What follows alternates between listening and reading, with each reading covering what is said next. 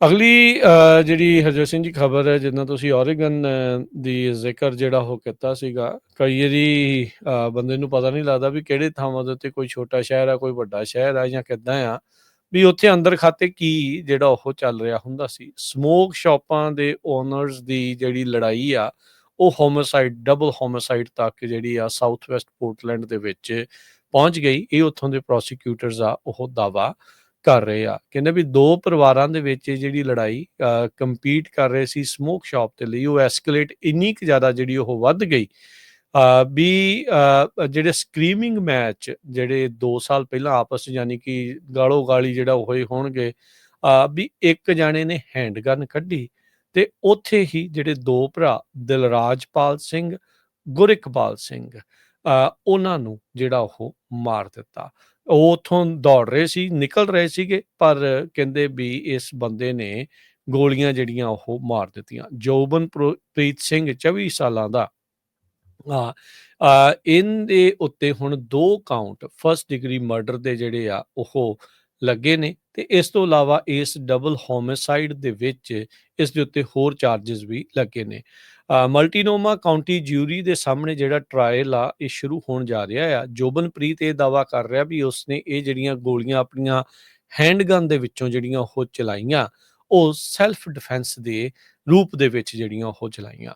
ਪ੍ਰੋਸੀਕਿਊਟਰਸ ਹੁਣ ਜਿਹੜੇ ਹਰਜੋਤ ਸਿੰਘ ਜੀ ਦੱਸ ਰਹੇ ਆ ਵੀ ਉਹਨਾਂ ਦੇ ਕੋਲ ਸਰਵੇਲੈਂਸ ਫੁਟੇਜ ਜਿਹੜੀ ਇਸ ਟਾਈਮ ਮਿਲ ਚੁੱਕੀ ਆ, ਜਿਸ ਦੇ ਵਿੱਚ ਇਹ ਨਜ਼ਰ ਆਉਂਦਾ ਵੀ ਜਿਹੜਾ ਜੋਬਨਪ੍ਰੀਤ ਆ ਉਹ ਇਹਨਾਂ ਦੋਨਾਂ ਭਰਾਵਾਂ ਦੇ ਨਾਲ, ਦਿਲਰਾਜਪਾਲ ਤੇ ਗੁਰਿਕਪਾਲ ਦੇ ਨਾਲ ਆਰਗਿਊ ਕਰ ਰਿਹਾ ਆ। ਇੱਕ ਨੂੰ ਡੀਪੀ ਤੇ ਇੱਕ ਨੂੰ ਗੋਰਾ ਸਿੰਘ ਜਿਹੜਾ ਉਹ ਕਹਿੰਦੇ ਵੀ ਆਖਿਆ ਜਾਂਦਾ ਸੀ। ਇੱਕ ਸਟ੍ਰਿਪ ਮਾਲ ਦੇ ਪਾਰਕਿੰਗ ਲਾਟ ਦੇ ਵਿੱਚ ਇਹ ਹੋਇਆ, ਜਿਹੜਾ ਬਾਰਬਰ ਬੁਲੇਵਾਰਡ ਆ ਉੱਥੇ 9100 ਸਾਊਥ ਵੈਸਟ ਬਾਰਬਰ ਬੁਲੇਵਾਰਡ 3 ਮਈ ਦੀ 2023 ਸਨ 3 ਮਈ ਦੇ ਉੱਥੋਂ ਦੇ ਲੋਕਲ ਟਾਈਮ ਦੇ ਮੁਤਾਬਕ 2:45 ਵਜੇ ਜਿਹੜੀ ਦੁਪਹਿਰ ਦੀ ਜਿਹੜੀ ਉਹ ਗੱਲ ਸੀ।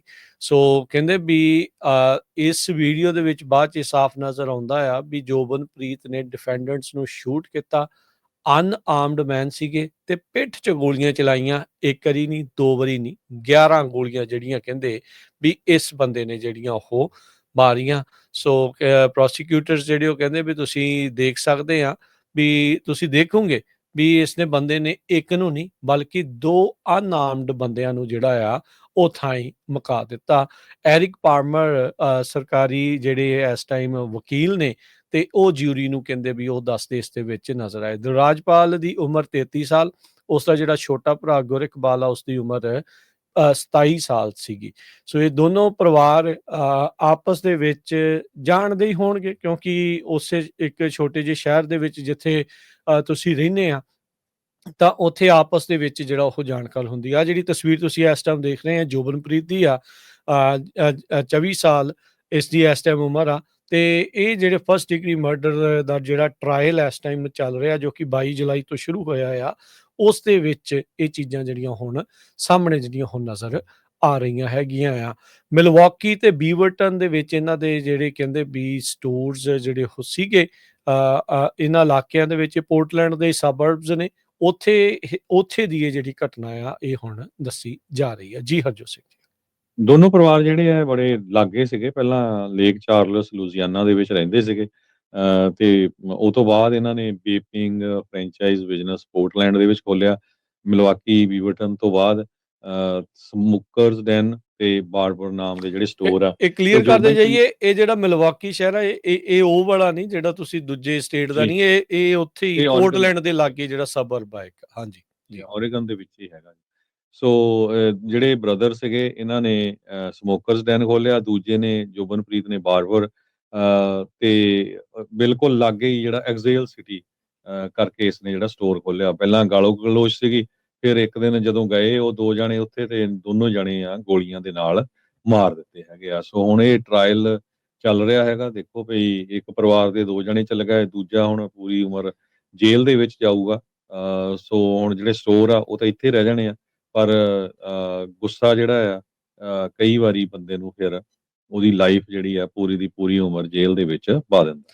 ਇਸ ਦੀ ਜਿਹੜੀ ਡਿਫੈਂਸ ਅਟਰਨੀ ਅਮੈਂਡਾ ਥੀਬੋਲਟ ਆ, ਉਹ ਕਾਊਂਟਰ ਆਰਗੂਮੈਂਟ ਇਹ ਦੇ ਰਹੀ ਆ ਵੀ ਜੋਬਨਪ੍ਰੀਤ ਨੂੰ ਆਪਣੀ ਮੌਤ ਜਿਹੜੀ ਉਹ ਨਜ਼ਰ ਆ ਰਹੀ ਸੀ, ਫੀਅਰ ਕੀਤਾ ਉਹਨੇ ਆਪਣੀ ਲਾਈਫ ਦੇ ਲਈ, ਉਹਨੇ ਕਿਹਾ ਵੀ ਦੇਖੋ ਉੱਥੋਂ ਭੱਜਿਆ ਨਹੀਂ, ਉਹਨੇ 911 ਖੁਦ ਕਾਲ ਕੀਤੀ, ਆਇਡੈਂਟੀਫਾਈ ਕੀਤਾ ਆਪਣੇ ਆਪ ਨੂੰ ਕਾਲ ਕਰਕੇ ਵੀ ਦੇਖੋ ਮੈਂ ਸ਼ੂਟਰ ਹਾਂ।